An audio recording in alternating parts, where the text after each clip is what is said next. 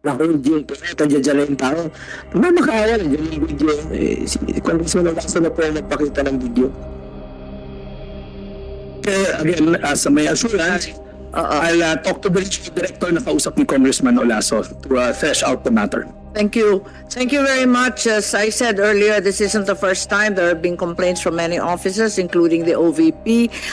Kinakailangan talaga panagutan ng DSWD kung bakit nangyayari paulit-ulit itong mga pagkakataon na ginagamit kayo na mas politiko pa kayo kesa sa politiko. Wala namang ganyan. Ang mahirap ay nangangailangan ng tulong at yan ang mandato ninyo. Hindi ang mga politiko na nanakot, nagugutos, nagsasabi sa inyo ng kung ano-ano.